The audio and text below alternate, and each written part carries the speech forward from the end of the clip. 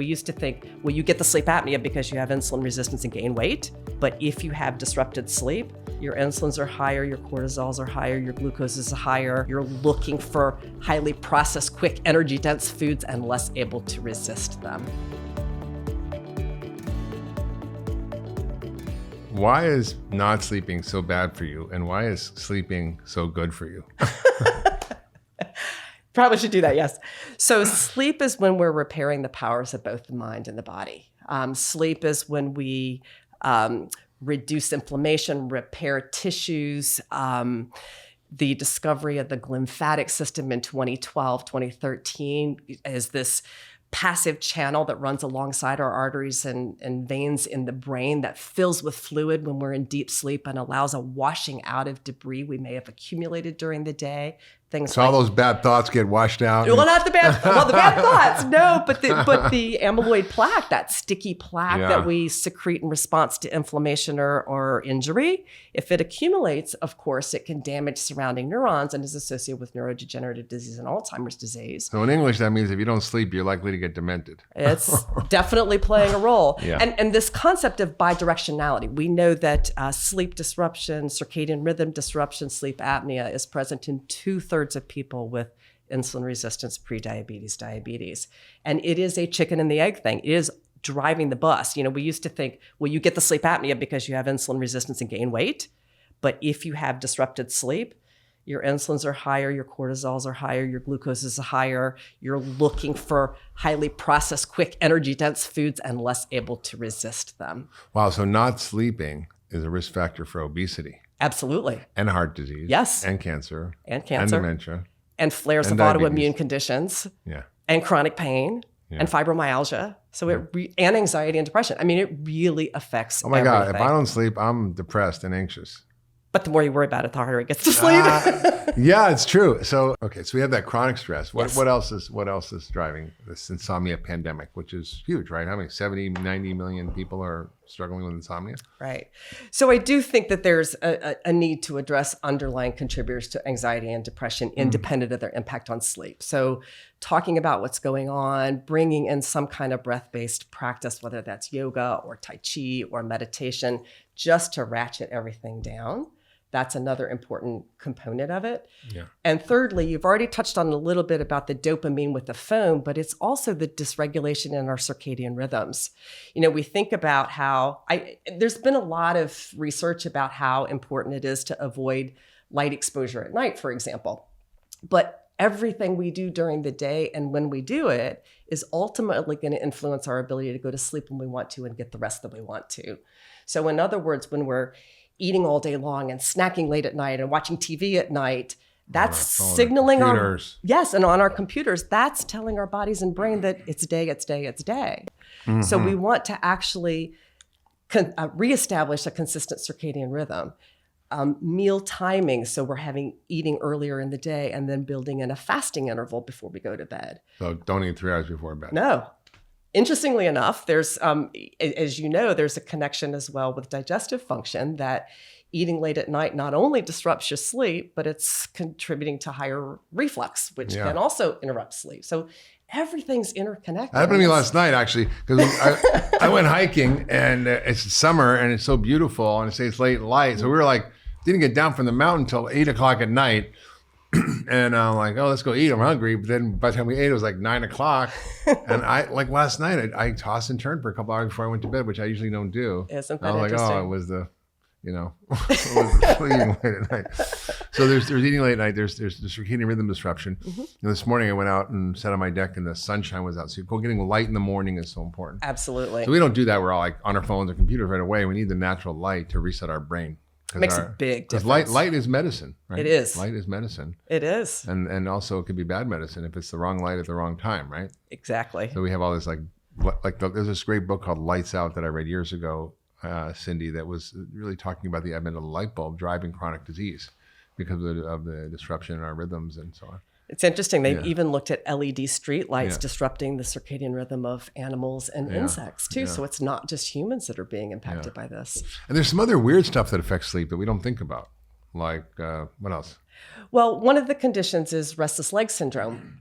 And it's hard to diagnose. It's more of what we call a clinical diagnosis. People describe this creepy crawly sensation in their legs or this irresistible urge to rub their feet together. And typically it's treated with dopamine medications. It's connected to relatively low dopamine levels in the brain. Dopamine, yes, revs you up, but dopamine also seems to play a role with movement. Yeah. So it's treated with some of the same medications they use to treat Parkinson's disease.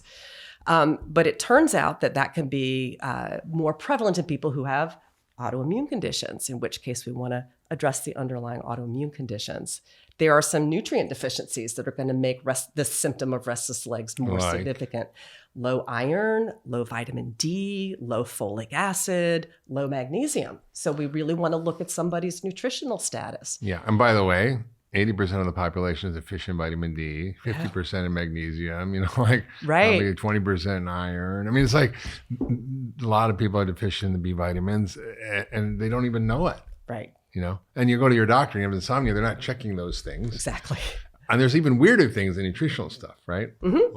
So if we identify a nutrient deficiency, for example, the next step is why? What's the why that somebody's nutrients might be low? And there we come back, like so many other things, to the function of the gut. And interestingly enough, there is a higher correlation in people who have small intestinal bacterial overgrowth also having restless leg syndrome.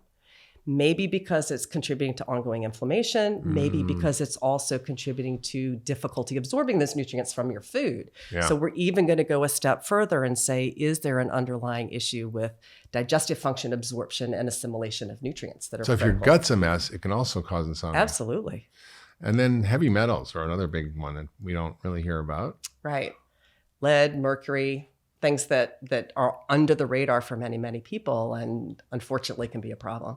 Yeah, no, I had that. We talked about it on the show, but I've had mercury poisoning 30 years ago almost, and it really totally screwed up my sleep. And what happened with your sleep?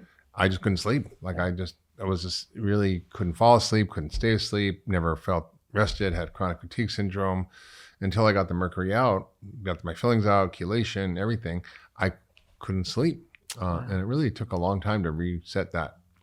Okay, so we've got all these different things that traditional medicine is ignoring, the hormonal fluctuations, the gut issues, heavy metals, nutrient deficiencies. I mean, doctors know about sleep apnea, but they often miss it in thin women because that's not the archetype of someone who actually like the Pickwickian figure with, huge belly and a thick throat and size 17 neck. I mean, so there's all these issues and yet, this continues to be such a struggle for so many people.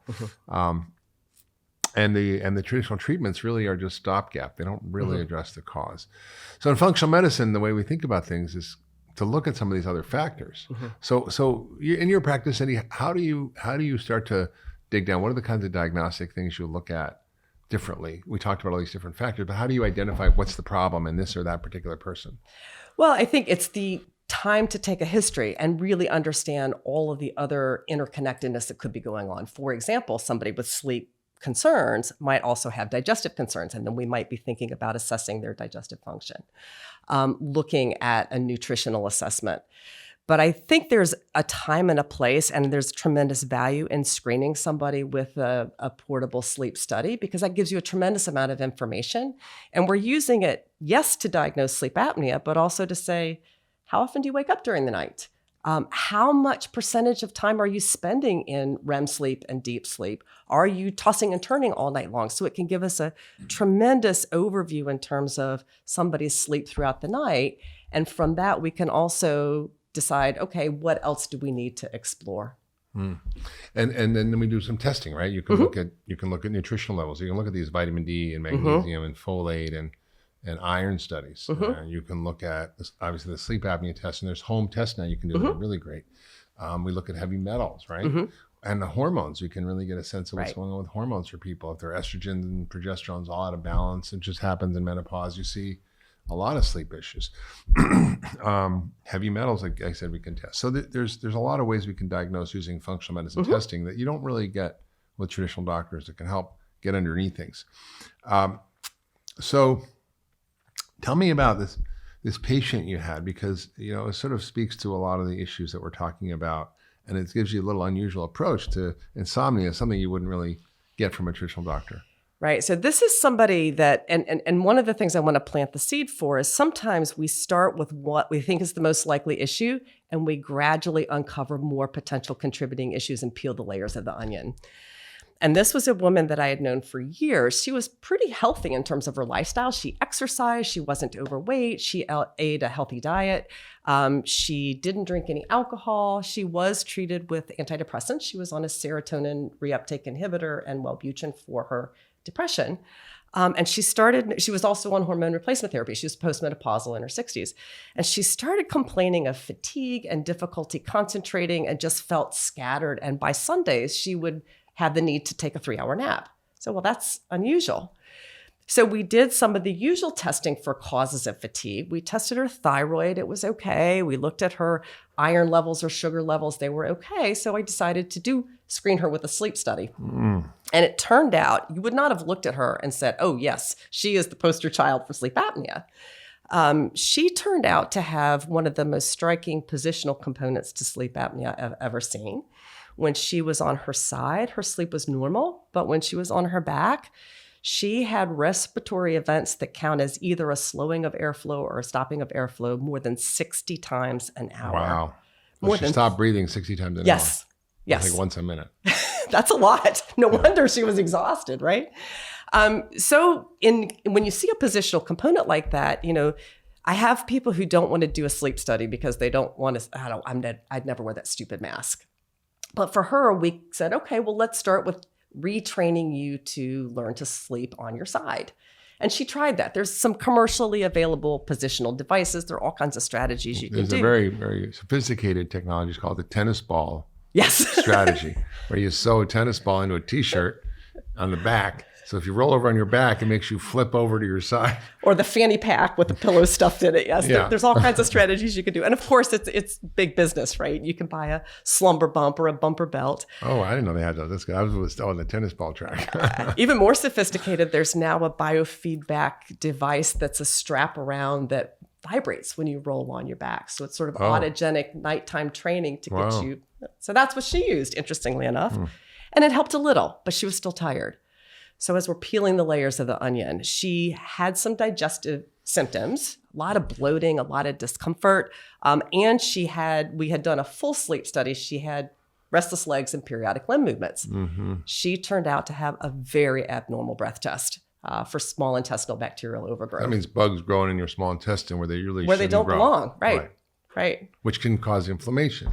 Absolutely. And low iron. Her iron wasn't terribly low, but one of the sidebars here, I think the other thing we do in functional and integrative medicine is understand the difference between a normal blood test, I should put, quote, normal blood test, and an optimal blood test. Yeah. Ferritin's a classic example of that. Ferritin looks at your total tissue iron. And I think how much iron is in your iron bank in your body? In your iron bank, your iron stores, right. And normal can be anywhere from 15 to 250. Yeah. So it's a big range. It's a big range. And what we know the threshold is for somebody who's got restless leg symptoms is you actually don't want to be normal. You want to be over 100 because there's some evidence, even comparing it head to head with those dopamine drugs we mentioned earlier, getting somebody's ferritin over 100 was as effective as the dopamine medications. That's amazing. That's amazing, right? Yeah. As simple as correcting a nutrient deficiency, not to the normal range, but the optimal range for that condition. Yeah, what's interesting is, if heme iron is the best absorbed kind of iron, but that usually comes from meat. Right. And if people are vegan, the plant forms of iron aren't as well absorbed. Right. And you often see very significant iron deficiency in these patients, especially women who are menstruating. And I think that, I learned actually in traditional medicine that ferritin was connected to sleep. Actually, interesting. Yeah, I learned that at a lecture on insomnia that I went to by some drug company. That's great. I was like, well, that's interesting. But yeah, I think it's something that's often overlooked, and it's an easy blood test to check your ferritin, which most doctors won't look at. And Mark, I think from the internal medicine standpoint too, it's equally important to say, don't just correct the iron, figure out the why.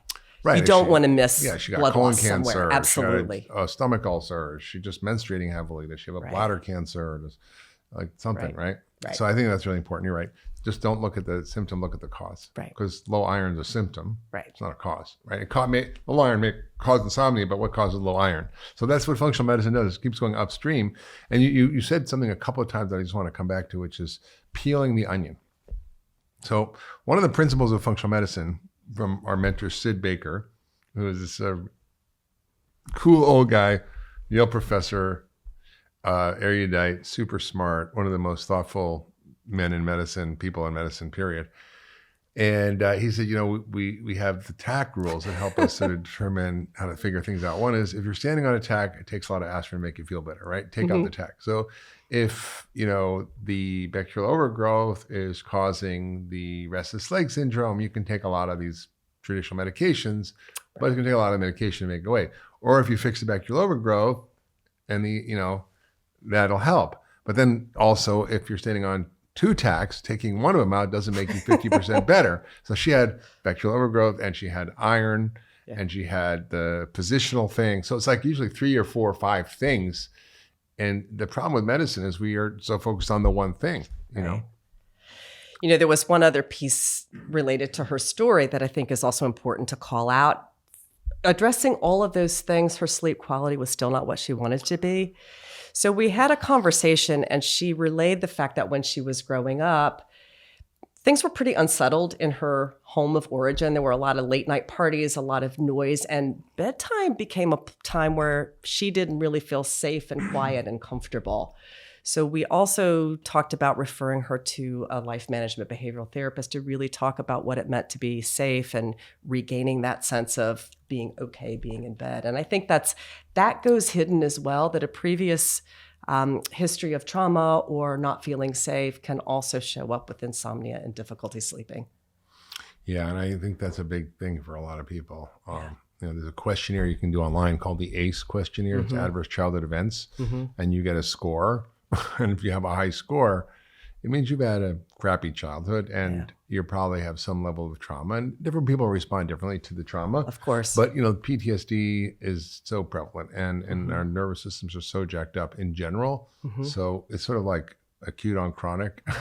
Absolutely. We've got like our acute stresses on this chronic level of PTSD.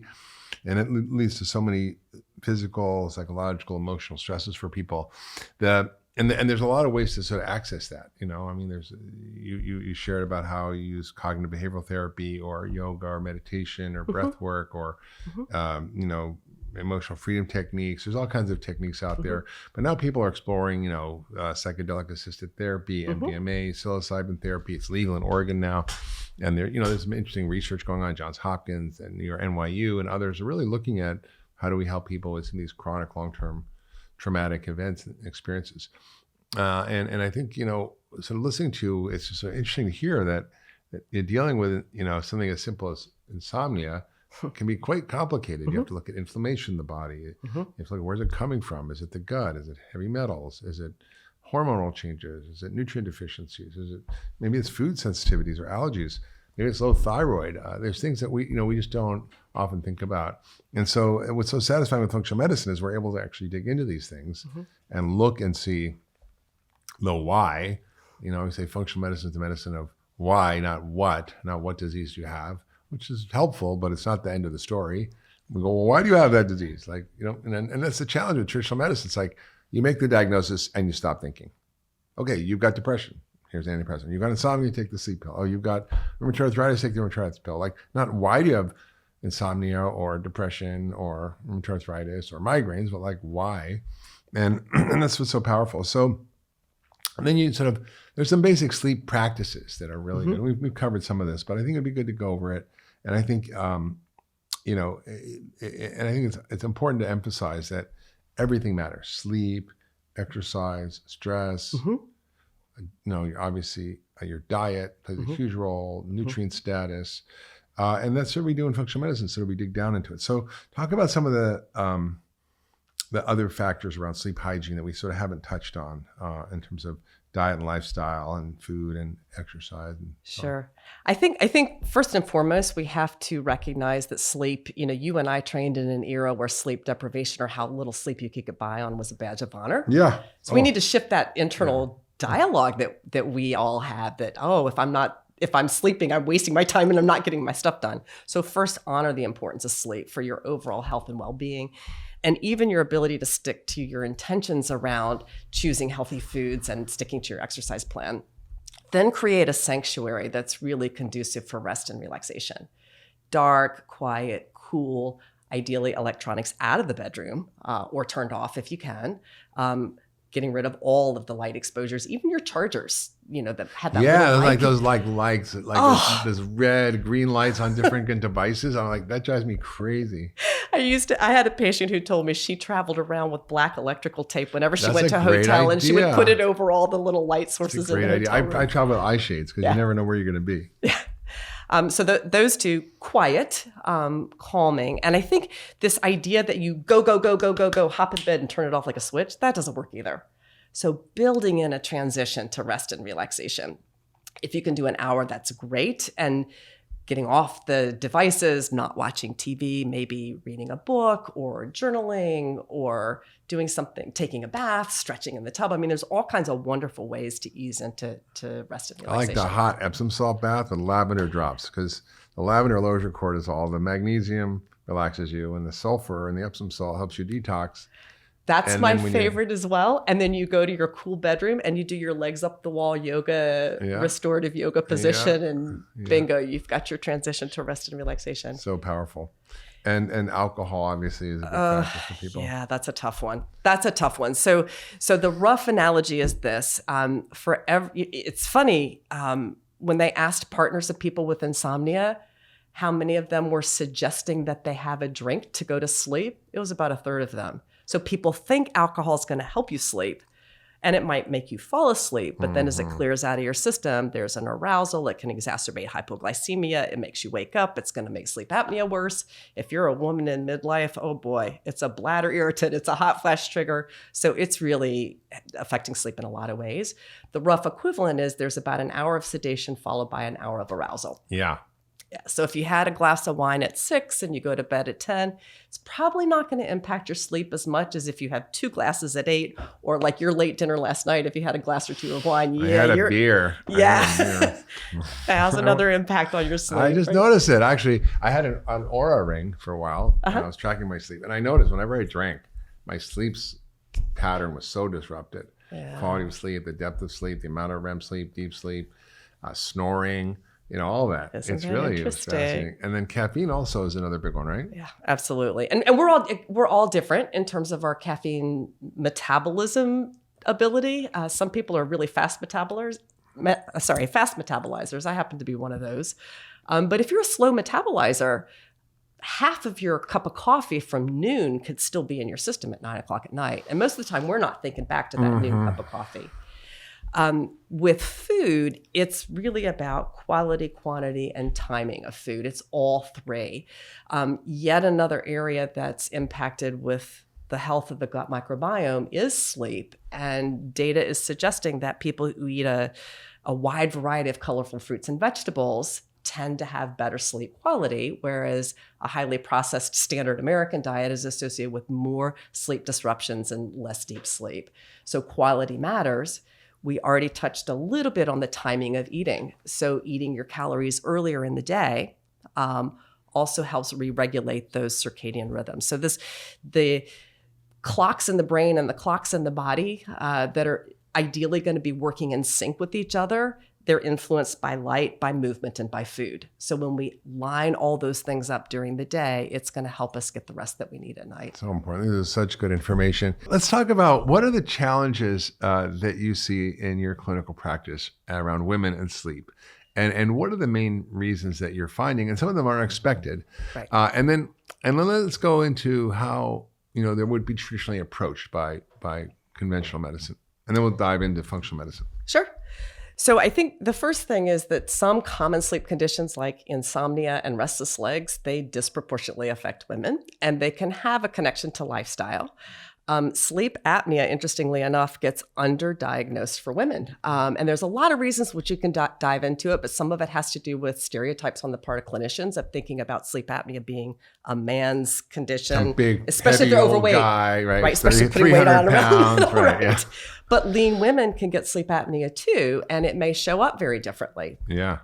There's also the idea that when we look at times of hormonal fluctuation for women, whether that's before their periods or during pregnancy or the postpartum or the menopause transition, that can also cause an uptick in disrupted sleep. So hormone balance and regulating hormones can play a huge role in improving sleep quality. Yeah. And finally, disproportionately in the past, caregiving demands have fallen on the shoulders of women. And I think that really became manifest or evident during the COVID-19 pandemic when you saw a bigger proportion of women than men experiencing an uptick in insomnia, anxiety, and depression. So they're all interconnected. Yeah. So women take on the burden of the families. They often, especially during the perimenopausal years, become the sandwich generation between raising their kids and taking care of their elder parents. And you're kind of in the middle of that, a little bit toward the tail end of it, but you kind of went through that. And it puts a lot of stress on women. Also, I think there's some unusual causes of sleep that get missed by traditional medicine. And so, like, if you were a woman and you went to the doctor, like, I'm having insomnia, what are they going to tell you? They'll probably tell you to take a sleeping pill. A little Ambien. Little yes. Valium, right? And or maybe they'll give you an antidepressant, right? Right. And of course, those come with side effects. They're Absolutely. addictive. They impair cognition. They have all kinds of long-term effects. I mean, the benzos or things like Valium and lorazepam or Ativan, they may lead to increased cognitive problems like dementia when you get older. Ambien, we heard all the stories about people wandering around doing stuff they shouldn't do in the middle of the night. And it's unfortunate that there are other things too that traditional medicine misses that affect sleep. You talked about the big ones, which are the stress and the sleep apnea and the hormonal issues. But there's really more that we know about sleep disruption. And the difference with functional medicine is that we tend to take a detective approach. We don't just stop at the diagnosis. Insomnia is a symptom. It's not a disease. Right. And so we go, oh, I know it's why you can't sleep. You have insomnia. No, that's just the name of it, silly. That's not the cause. And so we kind of have a different approach. And over the years, there are things we've really uncovered in functional medicine that play a role in sleep that are mostly ignored. And so you shared a little bit about it earlier when we were chatting, but what are the kinds of other things that we see underlying the root causes of insomnia? So if we think about insomnia, about 80% of people who develop chronic insomnia, there's an initial inciting event, but it leads to a stressful event, for example, and their sleep. Like a death or divorce. Right, or a transition with the job. And I think the pandemic has contributed to it as well. Yeah. But then what happens is there's this upregulation of the HPA axis and this chronic What's that? overproduction of cortisol. is hypothalamic pituitary adrenal axis. So it's the brain's command center that tells the body what to do. Absolutely. So it's that connection between what our brain is registering as a threat and how that impacts our need to respond to that threat by pumping out these hormones that then in turn keep us ready to deal with a threat that may not be there anymore. So basically, if you're in fight or flight, your job isn't to go take a nap. So it is not. It's to stay on alert. It's a run. And wait for the next thing that's going to threaten you. Right. So that activated sympathetic nervous system is huge. And our culture just does that. Absolutely. The phone is like a dopamine, pump. It's like a dopamine pump that keeps your blood pressure up. I mean, when people are dying in the intensive care unit, the drug we give them to keep their heart going is dopamine. Right? And that's what a great analogy. And so it's like at the very end of life, like if everything else, epinephrine failed, everything, you give dopamine because it's so powerful at keeping you awake and alive. And so everything in our life is the sugar, the phones, all the news, it's just we're constantly in a dopamine barrage.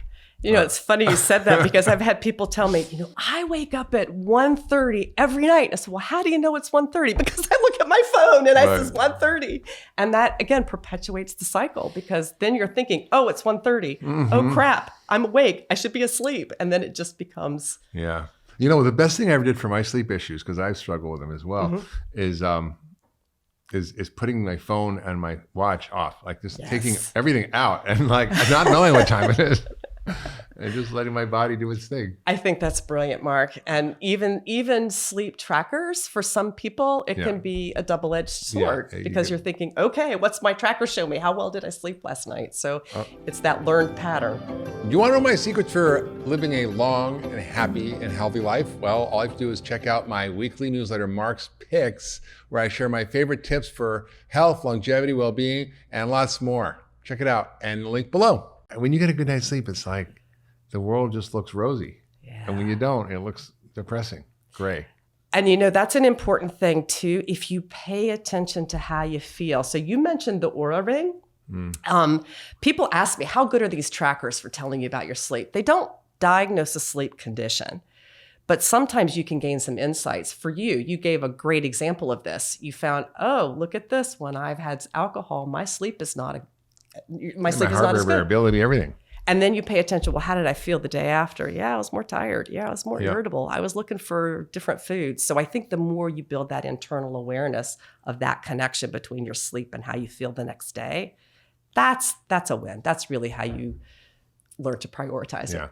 Yeah, just take home here is that sleep is the most underappreciated fourth pillar of lifestyle medicine. I agree. It's diet, exercise, stress reduction, and sleep. And it really is important. And I think I feel like a lot of my health issues in part were driven by lack of sleep. And, I think as doctors, we were just so trained to overcome our natural instinct to sleep. When you have to stay up all night, alert, seeing patients, you either pound the coffee or you just will your way through. And I remember like working the ER in weird shifts, like 11 to 2 in the morning. And I'd be like, driving home with like hold my eyes up like this, forcing myself to not fall asleep. And that just messes with you in a big way. I remember the box of donuts at the nurse's station because you needed the quick energy to stay awake. And then the bottle of Maalox right next to it because your stomach just felt awful. And you'd wolf the donut, swig the Maalox, and go do your work. Nobody's waking up in the morning like, you know what? I want to look terrible today. Mm-hmm. Everybody wants to look good. And if we understood just how much our sleep quality affected our body composition, I think it would start to push that conversation forward. So there was a really cool study that was done at the university. Sleep and weight are connected. Oh my goodness. University of Chicago did a really fascinating study. So they took folks and they put them on a calorie restricted diet, which is what I was taught to do in a university setting, which doesn't necessarily work, by the way. Exactly. But they put them on this calorie restricted diet. And during one phase of the study, they allowed them to get 8.5 hours of sleep. So sufficient sleep. Another phase of the study, same people, same exact diet. They're not cutting any more calories. They're not exercising more or less. And now they sleep deprive them. So now they're getting 5.5 hours of sleep. They take 3 hours away. At the end of the study, they compiled all the data. And they found that when folks were getting a sufficient amount of sleep, they lost 55% more body fat just from sleeping. Yeah. Right. And I didn't say weight. They lost actual fat mass. Not muscle. Which is crazy. Like I'm not saying you're doing like 8 days a week CrossFit, right? You're just sleeping better. And the question for me is immediately like, oh my goodness, how? How is that happening? And so it's during sleep that we release, this is crazy, melatonin, this super glorified sleep hormone, which it really isn't that. It's kind of a regulator of your circadian rhythms, period. But it actually is a really profound fat burning hormone as well. So the Journal of Pineal Research found that melatonin is that's that gland in your head that releases melatonin. It's like pineal gland, correct? Which that's not the only place. So we'll get back to that in a moment. It's like your third eye gland, basically. So the pineal gland, and it responds to light and all the artificial light and the effect on screens. It suppresses it. It has to have darkness. Right. So the Journal of Pineal Research found that melatonin increases your mobilization of something called brown adipose tissue or brown fat. And this is a type of fat that actually burns fat. That increases your metabolism. Yes. And the reason it's brown versus the white adipose tissue is kind of the stuff we think about when we're trying to get rid of fat. Brown adipose tissue is brown because it's so dense in mitochondria, right? These kind of energy power plants I know you've talked about many times on the show, but it's such a metabolically active tissue. And so if you're not getting adequate sleep, you're not producing that hormone, nor you get your greatest secretion of human growth hormone during sleep. Yeah. And this is it's also known as the youth hormone in a It's way. the repair hormone. Kids have so much HGH. This is why they have so much energy.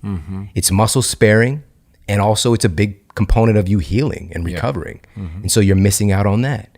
And cortisol, that's another one. So if you're sleep deprived, one of the very first things we see is an increase in your cortisol levels. That's the stress hormone. Exactly.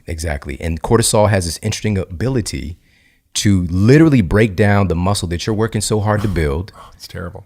Gluconeogenesis, a process called gluconeogenesis, break down your valuable muscle tissue and turn it into fuel, because it's this stressed, hyper alert, cautious, dangerous state your body thinks you're in because you're sleep deprived. And I can go on and on. I'll share one more. I always stop there. I always say stress is bad, because when you have high cortisol, it does everything you don't want, right? It shrinks your memory center in your brain, causes Alzheimer's. It causes you to lose muscle and gain fat. It causes your sex hormones to get screwy. It has so many horrible effects, and it's not worth getting stressed about stuff. Yeah, it doesn't matter.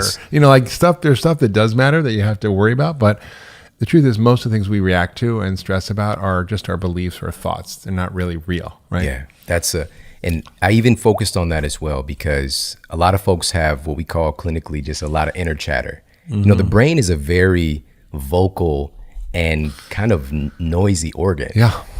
And so the great thing is a lot of our needs are met, especially if people are listening to this right now. It's like the crazy ant that lives in your head, Right. But we have so many things covered in our lives that our ancestors didn't have to worry about. But the human mind is so expansive, so we can manufacture things to worry about. And that worry can push us. And I often tell people, when people are coming into my clinic, that you can overeat your way fat, you can under-exercise your way fat or under-move your way fat, you can undersleep your way fat, and you can also overstress your way fat, for sure. It has a huge component for our overall health and our body composition too. So, but I was going to share Stanford University. Yeah. They found that just one night of sleep deprivation has a dramatic effect on suppressing leptin. Yeah. Right. And that's that kind of glorified hunger hormone. Full. I'm sorry, satiation hormone. And ghrelin on the other side has this uptick, and that's that hunger hormone. Yeah. Right. So just one night.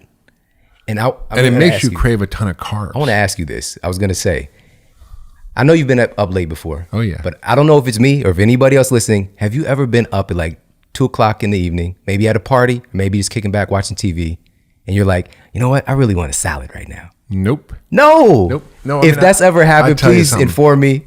I don't get a craving for broccoli. I want salty, sweet, crunchy, I want carbs. Yes, because your brain is literally starving for glucose. Just one night of sleep deprivation, we're seeing about a 14% reduction in glucose reaching your brain. Yeah, I know it's true. I remember working many nights in the emergency room, delivering babies, being up all night, and the next day all you want to do is eat carbs and sugar. I'd go to McDonald's and get the apple turnovers and the French fries at the middle of the night. Apple turnovers. That was the only thing that was open in the hospital. 2 for so 99 cents. It was only closed between 2 in the morning and 6 in the morning. Otherwise, it was open 20 hours a day. It was the only thing open in the hospital. Can you believe it? And I would go, be sleep deprived and stay up all night. And I totally craved carbs. Wow. And you did that work on that food, and now what you're made of now and the work that you're doing is just like exponential. You see that. I thought about this the other day. We're putting folks in space on vending machine consciousness, right? Astronaut food. Just imagine if we can get people on really healthy, real food and what we can create as humanity. It's exciting. So what's exciting about your book about sleep is that you break it down. You talk about 21 strategies that are very specific to actually fix your sleep. Yeah. Because I'm sure many people listening, maybe even half or more, have sleep issues, whether it's not enough sleep, whether it's disrupted sleep, whether it's poor quality sleep, whether it's other more serious things like sleep apnea. People often don't know they have it. Yeah. So can you walk us through some of the key strategies and what really matters? Sure. So I've been really working to press this into public awareness for about 5 years now. And this was because seeing people in my office coming in and, they're struggling with their blood sugar, for example. And we had about right around 75% success rate with, getting folks off, lisinoprils and metformins and all this and working along with their doctors. Those are blood sugar and blood pressure pills, right? Yeah. And here's the thing, that 25% of folks who weren't getting those results, ironically, that would really bother me. And I know you've probably felt the same thing. Yeah. Ironically, kind of keep me up at night. 20%. What are you missing, right? And so it took about 5 years in practice, maybe a little longer, before I had the audacity to ask, how was your sleep? Yeah. And what people would tell me blew my mind. I couldn't believe they're even sitting there. Yeah. And so, and this is another thing that we know is that folks don't really want to change too much to get the result they want. And I knew that. And so I just dug into the research and I wanted to find clinically proven strategies that people don't have to turn their world upside down. And once I implemented those with the patients I was working with, it's like the floodgates would come off. The weight would finally come off. Their blood pressure would finally come down. Their symptoms of depression would start to dissolve. And I was just like, this is really something special. I need to tell more people about this. And so eventually it's compiled into these 21 strategies. And for me, again, some of these things are going to be a reminder for folks today, but I want to talk about something that a lot of folks still don't have a big awareness of. And this is the fact that your gut and the health of your microbiome has a huge impact. Whoa. On your sleep quality. So your poop and sleep are connected? What a concept. In a way. Okay, let's dig into that one. Don't do the two together. No, that's not a good thing. That's called that's going to blow people's mind, and even my mind. Tell us how the microbiome and your gut affects your sleep and what you can do about it. Absolutely. So let's start with a basic component. And I know, again, these are going to be things people have heard about before, probably on your show. Yeah. But let's start with serotonin. Okay. So it's pretty well known. By the way, there's more serotonin in your gut than there is in your brain. Exactly. So. Upwards of 80 to 90% of your body's serotonin is actually located in your gut, produced by your enterochromaffin cells, by the way. All right, so those are special cells in your intestinal lining. Yes. Now, I'm just translating all the big words. See, I like that. We're like flipping places because I would do this for you. So here's what's so interesting is that serotonin, we talked about melatonin being important for our sleep and our circadian rhythm. Serotonin is a precursor or a seed to make melatonin. So already right off the bat, your gut environment, these cells in your gut are helping to make this compound that's related to your sleep quality. And with melatonin, this is what I want to liken it to. It's like that manual gear shifter for you to go through your sleep cycles properly and to actually get recovered. You need melatonin to be produced. And we'll come back to that. So that's number one, serotonin. And you can't just take melatonin? I'll answer that in a moment. Okay. That's tricky. Okay. So, well, I'll just tell you. So I looked around because some of our colleagues would feel that, and this was just a theory, that if you take supplemental melatonin, it's going to reduce your body's ability to produce it itself. And that's actually, I couldn't find that anywhere. There was no evidence of that.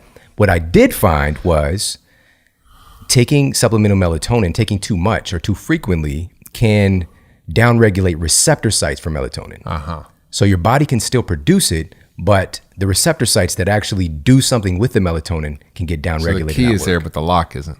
Yeah. So we do need to be mindful of that, and we can come back and talk about that. But here's the biggest, probably aha moment, hopefully, of this episode, is that it's not just serotonin that's produced in the gut. And so check this out. And I just came across this. I'm going to share this with you today. This was in the World Journal of Gastroenterology. Listen to this. They found that there's upwards of 400 times more melatonin in your gut than in your brain. Because you talked earlier about the pineal gland. That's what I was taught in school. It's produced by pineal gland in the story. This study found that you can actually have a pinealectomy, which is a removal of your pineal gland, which I don't recommend, by the way. Don't do that. But it's like a frontal lobotomy. Go there. and you don't actually lose those levels of melatonin that's located in your gut. All right. Wow. So you have a gut brain and a brain. Exactly. And that's something really important to understand too. Your gut is really, it's often referred to as a second brain. We can call it the enteric nervous system. There's like 30 neurotransmitters just like your brain. It's like a mass of nerve tissue. 60% of your immune system and most of the genes in vagus your body. Nerve as well. Yeah. That vagus nerve. So UCLA researchers found that the vagus nerve, which we thought was just kind of like the brain communicating more, telling the gut what to do, 90% of those, the communication from those nerve fibers from the vagus nerve to the brain is your belly, your gut telling your brain what to do in many ways. Totally nuts. And the other thing people should know is that when you're stressed, not only is your cortisol high and you lead to more fat accumulation, stores belly fat, but it actually blocks your cell's ability to burn calories. Because the nerves from the vagus nerve help you metabolize your food, which is the relaxation nerve. It also has the effect of decreasing absorption of nutrients. So not only are you not absorbing, but your metabolism just slows down, which is amazing. It's just because of the nervous connection between your stress nerves and your relaxation nerves and all your gut function. So profound. Yeah. But this is just getting out of that isolation thinking. You know, this is what I was taught in school as well. It's like, that's functional medicine. The body's a system. Yes, everything is interconnected, and it's just a beautiful symphony if everything's working well. So Caltech researchers, to kind of get to how does this all connect, they discovered that, and this was just, I mean, it's been around for years, but this is more of a recent, like, okay, meta-analysis. Now we know that certain bacteria in the gut communicate with cells that produce these sleep-related hormones and neurotransmitters. So your gut cascade, your microbiome, has a huge impact on your sleep quality. And so now the question is, what do we do about it? How do we protect or support our microbiome? Yeah. And that's one of the things that's going to help to improve your sleep quality. So let's just go through a couple. The biggest thing, in my opinion, is avoiding things that mess it up. All right. So one of those would be eating processed foods. So that crazy amount of sugar has a tendency to feed pathogenic opportunistic bacteria, bugs. Right? So that's one thing. Avoiding haphazard use of antibiotics. They have a place, but we shouldn't be using antibiotics every time you get the sniffles, right? And that's literally what, when I was a kid, just give them some antibiotics, right? We would even, like, if my mom had some antibiotics, you know, just totally negligent. Yeah, give them whatever's in the cupboard. Also, pesticides, herbicides, rodenticides, heavy metals. Yeah, these things, side literally means to kill, by the way. Yeah. But these have a because they're meant to kill small things. Guess what your microbiome is made of, you know? And so. And how many millions and millions of people are taking acid blockers, which also terribly disrupt your gut microbiome. Yeah, we're looking at that the wrong way as well. And so just avoiding those things, but also what I want people to do is support their microbiome by, you know, and should be just Captain Obvious at this point. And me working at a university for so long as a strength and conditioning coach before I did my clinical work, I work with people from all over the world. And I would ask them about their fermented foods. And every culture had something. Yeah. Right? So whether it was like some kind of kefir or like pickled whatever, right? Yeah. And so making sure that we're getting at least, you know, every couple of days, get a serving in of some fermented food or beverage. Gotta eat the kimchi. Yeah, I got a jar in my fridge. I love kimchi, and my mother-in-law makes it for me, and she's from Kenya, so they had like fermented, like kind of similar to kombucha. Like she knew about this like 20 years ago, and I'm like, what is this weird stuff she's growing in the kitchen? It's freaking me out. She had like first time I came to visit. And they were growing grass, you know, like it was wheatgrass. But I was like, hey, why's your mom got grass in here? She like, she get it? I didn't know. So anyways. Different kind of grass. I didn't know. But that is a big component here, is like shifting gears and having a more targeted perspective about supporting that gut microbiome. But also, and this is a really cool takeaway for everybody today, is making sure we're getting in servings of what I call good sleep nutrients every day. Yeah, what is that? Because eating for sleep, nobody really talks about that. Yeah. So what does that look like? The first one I'd share, and this one is from the Public Library of Science. And so they found that vitamin C, which we know about vitamin C, we tend to associate it with the immune system, right? It's a powerful antioxidant. But they found that folks in this particular study that were deficient in vitamin C had a tendency towards waking up more frequently. And getting vitamin C levels elevated reversed their symptoms.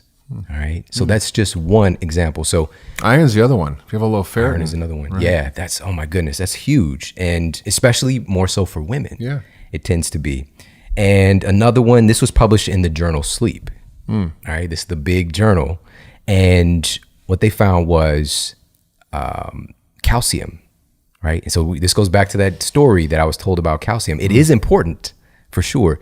But folks who were deficient in calcium had more interrupted sleep patterns as well. And so by getting those calcium levels up, but how do we go about that? I'll just pass it over to you rather than drinking like homogenized, glow in the dark, you know, like from a mutant cow. Like what other sources of calcium do we have? Oh my God. You know, it's when you look at the data on calcium, it actually isn't as great as we thought for bones, but the best absorbability and use is actually from greens like arugula and greens that we can have, dark green leafy vegetables. Also, there's some great sources like tahini, which is basically ground sesame seeds. Also different things people might like, I like, which is sardines with the bones in them, and salmon with the bones in them, like canned salmon. Those are really great to eat because they have a lot of great absorbable calcium. Exactly. Calcium is kind of like an end product from this like biological transmutation. So bones have a great source of it, but people say, "Well, you need milk." I'm like, "Well, where do you think a cow gets their calcium from? It has strong bones. Have you ever seen a cow bone?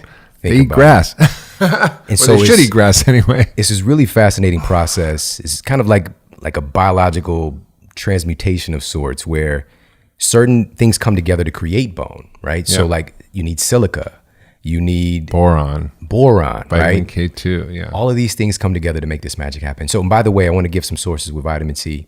Obviously, we know about citrus, fruits like strawberries, sweet peppers, but there are these, quote, superfoods as well, like camu berry.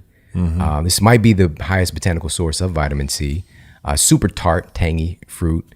It's like an Amazonian thing. Amla berry, acerola cherry. Those are super, super high sources of vitamin C. Another one, and this is the last one I'll share. There's a whole list in Sleep Smarter. So this was a study conducted by University of Oxford found that omega-3s can help folks to get deeper, more restful sleep. Mm-hmm. All right. So it helps with those modulating those rhythms, which it makes sense because it has to do with your brain. Yeah. Right. Your brain has these gates. You have the blood-brain barrier, but the gate allows in certain VIPs. Yeah. And it's only like 30 things. Right. And one of those is omega-3s. Although you can have a leaky brain and then you get more trouble. Oh my goodness. You know about the leaky brain issue? This is like, you're getting into some territory here. This is super fascinating stuff, right? Leaky gut, leaky brain. Yeah. Who knew? Yeah. Right? Who knew? So exciting. And also there's some research just came across that the brain kind of has its own nerve immune system in a way. Yeah, it does. It has its own lymphatic system, which is like to clean the brain every night. And guess how you do that? Sleeping. Yep.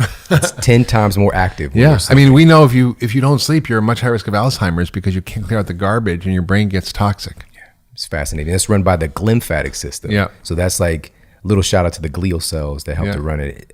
The body is just incredible. So eat plenty of good sleep nutrients every day. Magnesium, though? Oh, that was the last one, actually. Okay. I was like, that's the first one I go to about patients. This is the big one. I was saving the best for last. I first learned about the benefits of magnesium probably from you. Okay. And this was, again, like, you've been talking about this for like 15 years. Yeah, I'm getting old. And I was like, holy crap, because it's responsible for so many biochemical processes. Oh my God, 300 enzymes and yeah. And so what that means for people, it's just like, so magnesium is responsible for these, well, now we know like over 325 processes. What that means is there are 325 things your body can't do or can't do properly when you're deficient on it. Yeah. And it, by the way, magnesium deficiency affects 48% of Americans. And it's caused by stress. Chronic magnesium deficiency. It's caused by stress. It's caused by coffee, alcohol, and, not having enough in our diet, which comes from mostly plant foods, beans and greens, nuts and seeds. Yeah, absolutely. And this is one of the things that we can do something about. But like you said, it's kind of like an anti-stress mineral. Yeah. And so just the amount of stress that we're exposed, even our environment is stressful. It's different. We're indoors a lot more, processed air, and we're not getting access to sunlight. Like just our reality is more stressful. But then put on top of that, our work demands, relationship demands. So how would you know if you're magnesium deficient?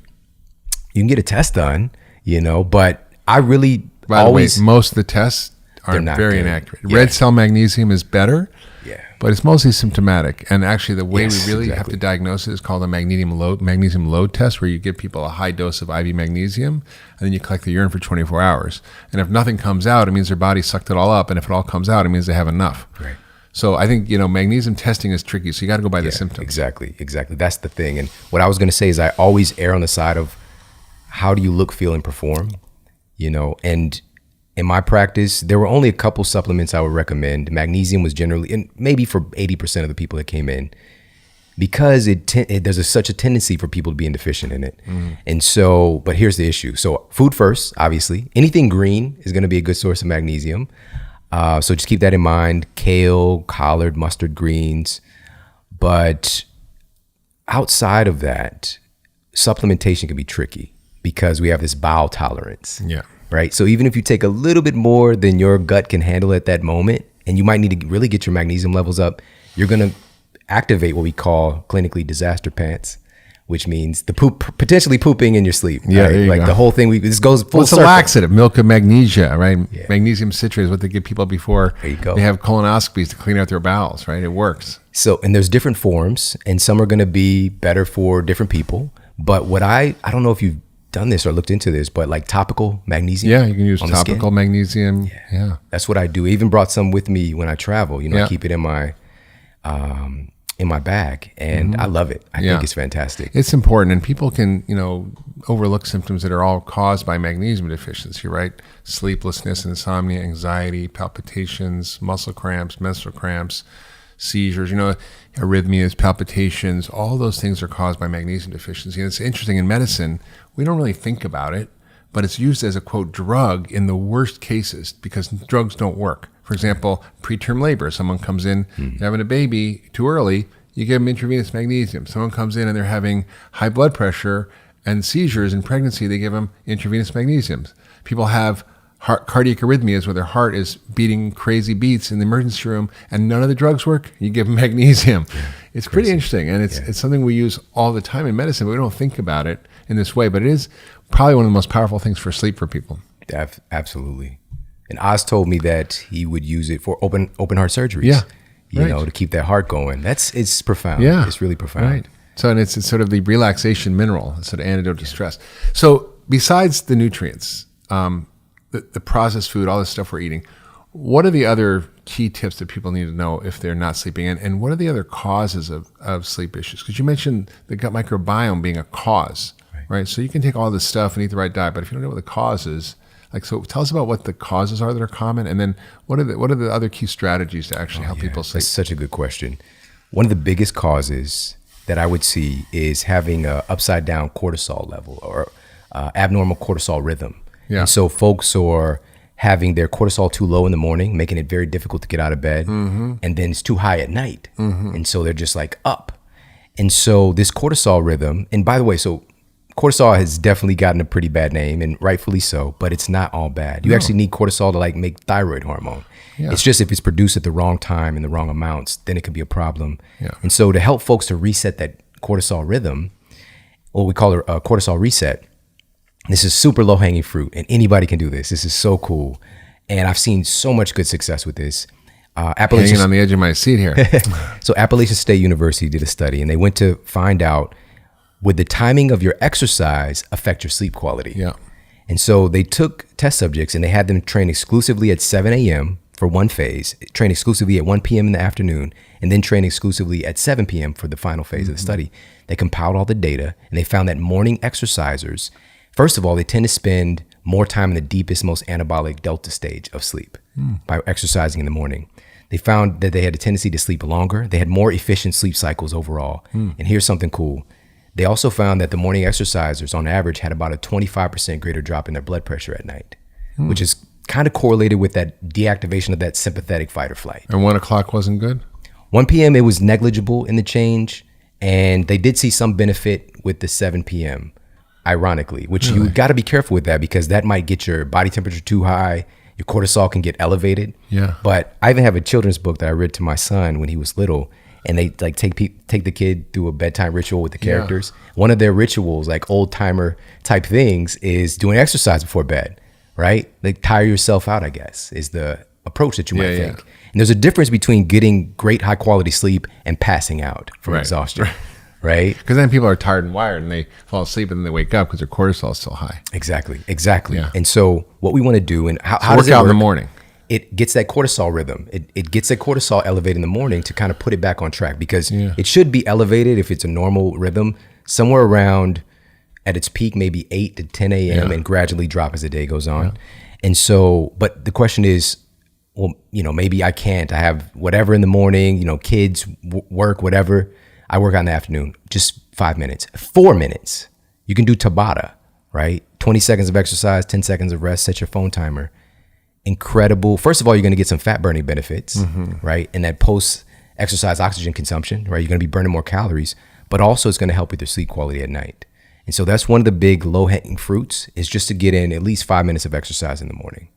Amazing. That's pretty cool. Yeah. So fix your gut, exercise in the morning, Yeah. take the right supplements. What are the big things people can do? Now, this one is a little bit more common knowledge now, but the question really is, what are we doing about it? And this is our issue with our tech, right? This is like the most pervasive thing we're dealing with right now. And Harvard researchers have confirmed that the blue light spectrum coming from your iPhone, from your desktop, from your, they found that at night, this does in fact suppress melatonin production and elevate your cortisol. Not during the day. During the day, there's no impact. It's fine. But at night, and here's what they found, and this is just an approximation. Every hour you're on your device at night, you suppress melatonin for about 30 minutes. Wow. So you might be up on your device or watching TV for 3 hours, and you go to bed because you're just physiologically exhausted or just like, I really should get to bed.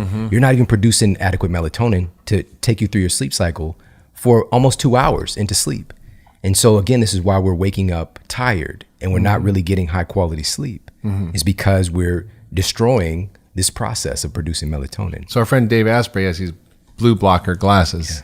What do you think of those? Is that the real deal? And all the things on your phone where it says night shift and Lux on your computer, those really work? Or So I'm very big into like, I need some proof, anecdotally, I love them.